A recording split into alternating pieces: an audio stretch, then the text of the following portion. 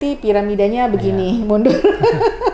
Nah, Ini udah nggak malah boleh di bawah ditekan. itu Iya, ya. kita udah nggak boleh nekan lagi, nanti kayak di Jepang kita orang kehilangan generasi mudanya. Jadi kita tinggal maintain saja sih. Jadi makanya program KB-nya kita nggak terlalu genjot banget, tapi ya kita seimbangkan.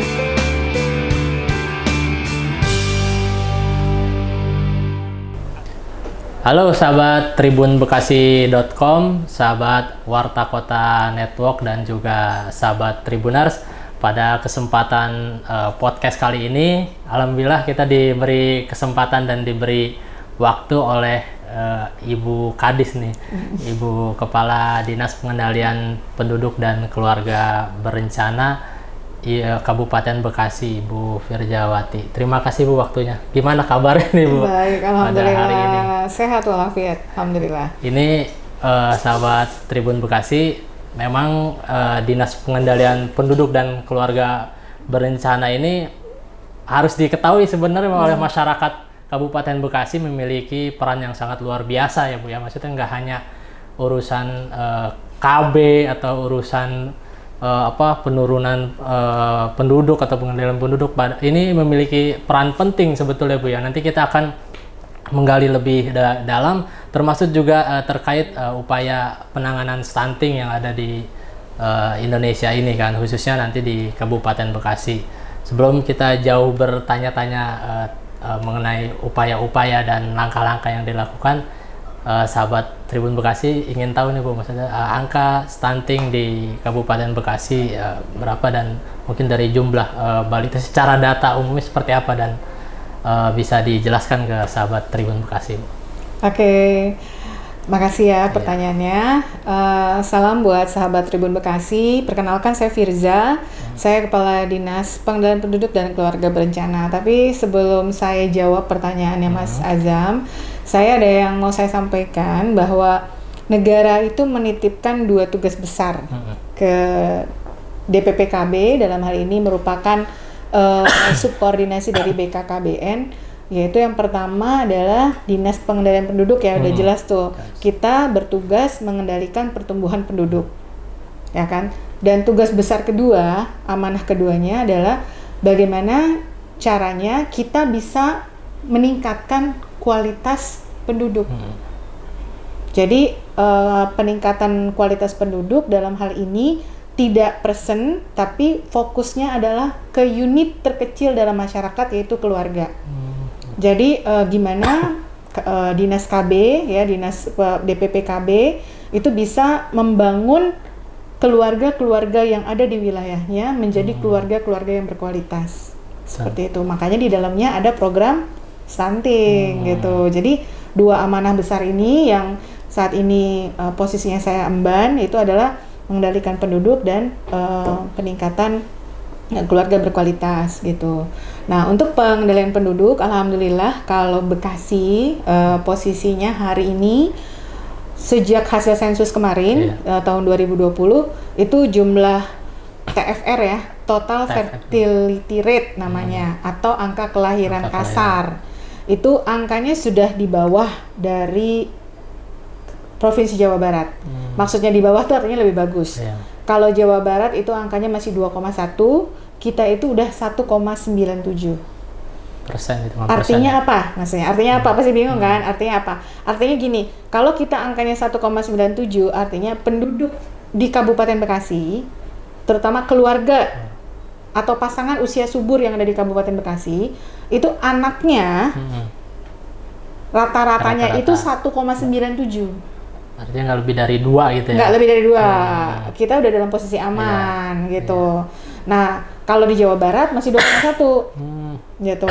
Nah, makanya ini tetap kita lakukan pengendalian. Salah satunya adalah kita mengantisipasi 4T.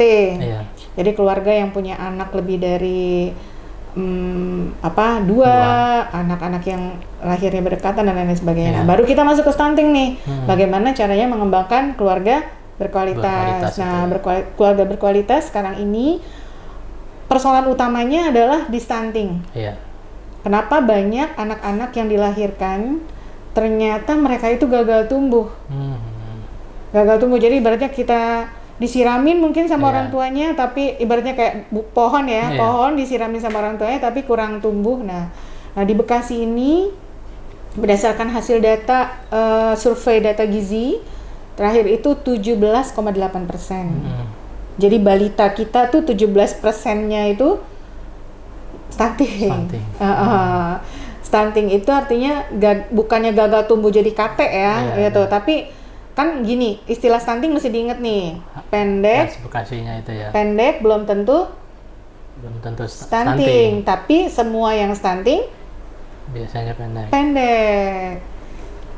Jadi berdasarkan Perpres 72 itu 2021 yang Pak Presiden Jokowi tanda tangan, itu kan saringannya tuh kasar. Pokoknya semua bayi yang balita yang pendek masuk dalam kategori itu. Konteksnya apa? Biar nanti kalau udah masuk dalam lingkaran besar nanti disaring. Nih yang pendek-pendek ini nih, gitu kan? Ini secara kecerdasan terganggu nggak? Iya. Secara mobilitas terganggu nggak? Gitu. Jadi 17,8 itu sebenarnya bukan berarti mereka tuh mengalami gangguan kecerdasan, bukan berarti mereka mengalami gangguan pertumbuhan, tapi bisa aja genetik juga ada faktor-faktor lainnya gitu. Nah, di sini sudah dilakukan pendalaman sama teman-teman di puskesmas, ternyata yang benar-benar stunting itu nggak segitu. Nggak 17,8% gitu. Jadi antara data survei dengan data yang ada di lapangan itu udah jauh berbeda. Jadi hasil validasi kita ke lapangan itu alhamdulillah Dinas Kesehatan sudah melakukan pendataan, juga validasi dan juga pendampingan untuk bayi-bayi kita. Alhamdulillah sih sekarang mungkin tersisa sekitar 600-an. Kalau persentasenya mana? Presentasi secara umum masih bergerak terus tiap bulan. Hari ini kan sedang dilakukan pendataan di semua. Terakhir? Terakhir. Belum keluar. Belum keluar angka terakhirnya. Tapi kisarannya per Agustus kemarin tuh 600-an. Masih sisa tinggal 600. 600 dari berapa puluh ribu bayi loh. Itu banyak. Yang 17 sekian persen itu berapa jumlah itu? 17,8% itu kan tahun lalu berdasarkan survei. Kan kalau berdasarkan survei sama data realitas di lapangan beda dong. Kita nggak bisa samain kan gitu. Kalau survei kan pakai kayak sensus gitu.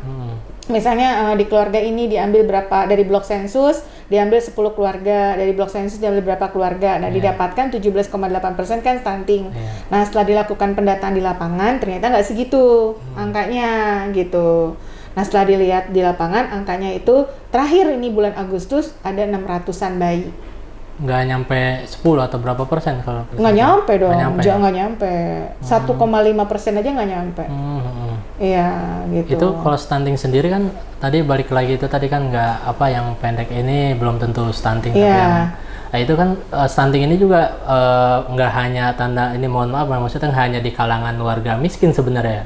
Oh iya, betul sekali. Bukan hanya orang miskin. Jadi kalau di Bekasi malah cenderung polanya itu tidak hanya disebabkan oleh kemiskinan, karena kan seperti Mas Azam tahu ya, Bekasi itu wilayah urban.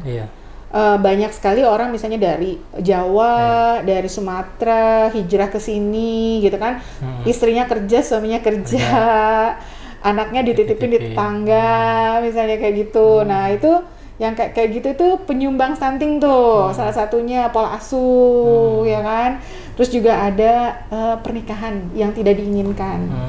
Misalnya anak-anak SMA, pergaulan bebas dan segala macem, itu juga salah satu penyebabnya. Memang nggak banyak, tapi ada yang kayak gitu. Ya kalau misalnya yang kayak gitu 1, 2 di setiap kecamatan, ya lumayan juga kan. Sejauh ini upayanya ini udah masuk triwulan akhir ya Pak.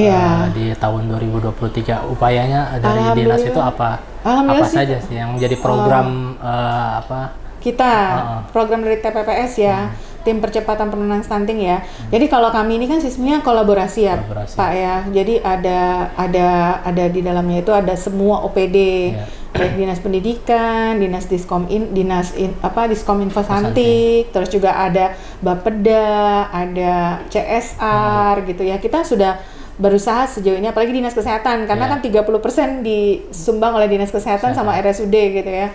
Itu sudah berusaha mengawal anak-anak stunting kita gitu. Jadi dari misalnya mereka kekurangan asupan gizi, kita tingkatin asupan gizinya. Terus mereka kurang pendampingan tentang pola asuh, kita sudah melakukan namanya pendampingan keluarga melalui program TPK, tim pendamping keluarga.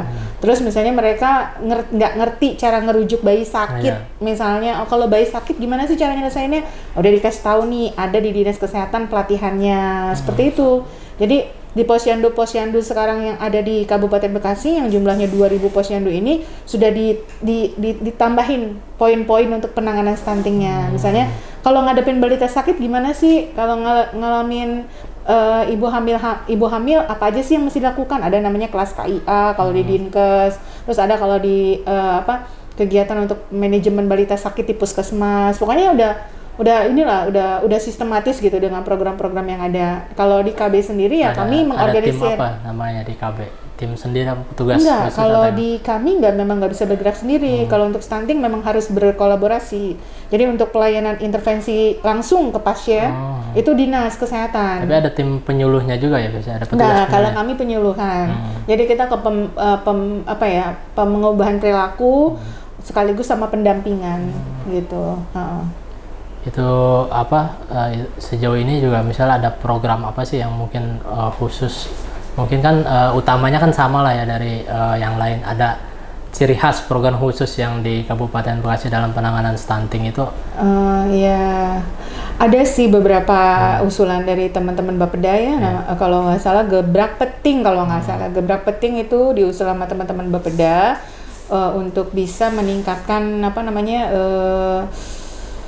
kepedulian atau orang tua asuh gitu loh, untuk jadi kakak asuh stunting untuk teman-teman PNS gitu kan. Terus juga ada kegiatan ini juga insya Allah tanggal 12 besok di launching ya, namanya Basnas Peduli Stunting kalau nggak salah. Bening ya gitu. Itu Bekasi Bening. Iya, Bekasi Bening. Jadi program Basnas dari untuk bisa menurunkan angka-angka stunting kita. Nah, jadi Basnas ini insya Allah akan mereplikasi nih programnya, karena besok kan mau di launching nih tanggal 12 September. Maksud ada apa sih yang Bekasi Permata juga ya, pemberian rantang makan siang bagi duafa kalau itu dan kan tua rentang. kalau itu kan untuk pengatasan penurunan kemiskinan. Kemiskinan. Jadi dikolaborasi.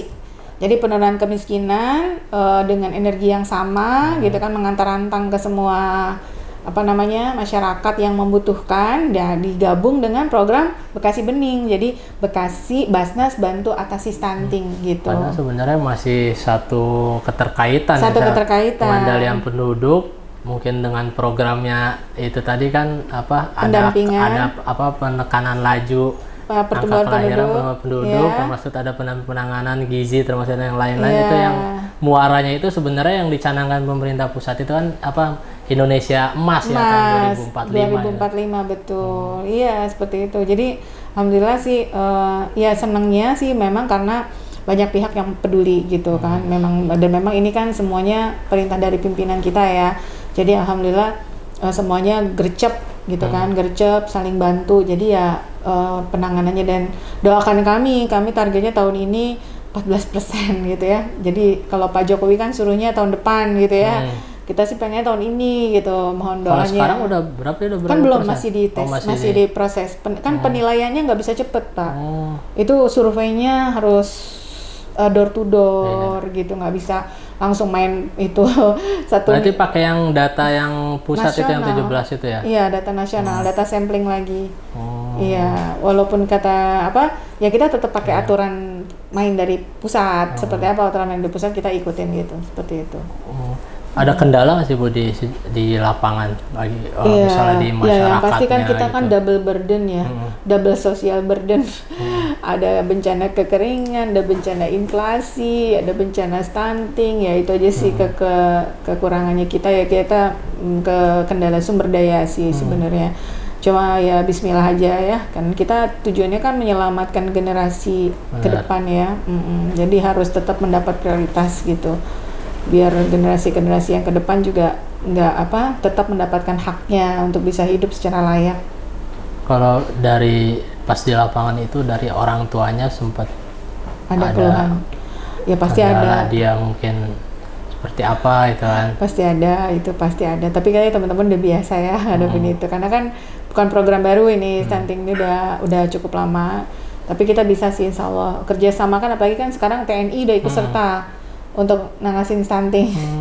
TNI AD itu udah turun, jadi bantuin kita juga kalau di lapangan gitu untuk terutama misalnya yang mendapat penolakan dari orang tuanya, orang tuanya marah gitu dibilang anaknya stunting kan ada kayak gitu kan. Masalah maksudnya itu tadi tantangannya itu kan. Iya, pasti perasaan saya sehat-sehat aja atau siapa gimana sih yang gitu mau anaknya dibilang stunting kan nggak mau kan gitu. Jadi ya itu kita pendekatannya dengan menggunakan dibantu sama aparat desa, juga dibantu sama TNI AD, juga sama kepolisian juga. KB juga masih kesinambungan juga ya untuk keluarga berencana ini kan, misalnya program keluarga berencana untuk stunting ini masih ada. Oh iya dong pasti. Target lain capaiannya udah sejauh mana Bu Dinas BPKB Kabupaten Bekasi, mungkin dari KB-nya atau jumlah penekanan laju? Kalau penekanan laju udah nggak perlu ditekan lagi, nanti kalau ditekan lagi nanti piramidanya begini mundur. Nanti ini udah nggak boleh ditekan. Kita udah nggak boleh tekan lagi, nanti kayak di Jepang kita orang kehilangan generasi mudanya. Jadi kita tinggal maintain saja sih. Jadi makanya program KB-nya kita nggak terlalu genjot banget, tapi ya kita seimbangkan aja. Kira-kira kalau memang kalau kita kan paling banyak kan urban. Kalau pertumbuhan alaminya nggak banyak. Kalau urban kan bukan jadi domainnya DPPKB. Kalau DPPKB fokusnya adalah pertumbuhan alami, bukan pertumbuhan penduduk non alami gitu, artinya yang urban, yang migran ya itu nggak masuk. Bawa anak banyak gitu ya. Apalagi yang bukan KTP kabupaten gitu. Ya bukan jadi concern kita. Kalau concern kita tuh pertumbuhan alami dari masyarakat setempat. Ada ini Bu, pesan atau mungkin himbauan bagi masyarakat Kabupaten Bekasi nih mengenai itu tadi stunting atau pengendalian penduduk, dan mungkin dari program yang ingin disampaikan oleh Dinas kepada warga Kabupaten Bekasi. Oke, ya. Untuk masyarakat Kabupaten Bekasi, ya mungkin sedikit saya mengajak teman-teman atau mengajak semua rekan-rekan yang ada di Kabupaten Bekasi untuk sama-sama yuk kita bantu selesaikan persoalan stunting ini. Sebenarnya nyelesain persoalan stunting ini nggak harus dengan melalui program-program yang atau yang terlalu dengan nama-nama yang ini. Cukup kita membiasakan untuk berbagi dan peduli dengan anak-anak kita gitu. Jadi saya mungkin mengajak desa gitu ya, RT, RW gitu ya, coba dilihat di sekitar rumahnya apakah ada bayi-bayi yang di sana itu pertumbuhannya kurang baik gitu ya, jadi segera dikonsultasikan ke posyandu gitu kan, agar bisa mendapatkan treatment yang pas gitu ya, sehingga mereka bisa tumbuh secara baik. Apalagi kan sekarang ya lagi masa zaman polusi udara, pasti bayi-bayi kita banyak yang sakit nih. Benar, gitu kan. Jadi kalau yang nggak ngerti cara ngobatinnya, cara nanganinnya, mangga silakan konsultasikan ke puskesmas atau ke posyandu atau ke teman-teman KB, karena di KB itu kita punya PLKB, ada tenaga penyuluh lapangan di setiap desa ada gitu. Nanti bisa dididik, bisa nanya-nanya lah gitu ya, bertanya, berkonsultasi, minta didampingi ya, untuk bisa mendapatkan masukan-masukan gitu ya, karena kita nih seperti mengelola anak kita itu kan sebenarnya sumber rezeki kita nantinya ya. Kalau kita salah mengetreat atau cara mendidiknya kurang pas, nanti akan memberikan hal yang tidak baik. Ini pesan juga bagi orang tua termasuk ya Bu ya, bagi para orang tua lebih walaupun di tengah kesibukannya tetaplah perhatian kepada anak gitu ya. Betul, seperti itu. Ya, Tribun Bekasi, sahabat Tribun Bekasi, itulah tadi bincang-bincang dengan Dinas KB. Sebenarnya kalau digali lebih dalam panjang, tapi biar penasaran nanti ada segmen berikutnya. Ini betul. Sebelumnya kita terima kasih Bu atas waktunya telah diluangkan untuk podcast dengan Tribun Bekasi. Itu tadi pesan dari Bu Kadis untuk jadi perhatian semuanya, karena memang persoalan stunting ini bukan menjadi tanggung jawab bersama lah, termasuk juga di pemerintah Kabupaten Bekasi ini juga kan bersama-sama seluruh beberapa OPD, bahkan hampir seluruh OPD untuk bersama-sama menangani angka stunting, termasuk juga di tingkat kecamatan hingga desa dan puskesmas, dan termasuk juga orang tua Betul. daripada balita atau anak tersebut. Ya. Demikian sahabat tribunbekasi.com dan juga Warta Kota Network dan Tribuners dalam podcast kali ini. Jumpa lagi dengan episode-episode berikutnya yang lebih seru. Assalamualaikum warahmatullahi wabarakatuh. Waalaikumsalam warahmatullahi wabarakatuh.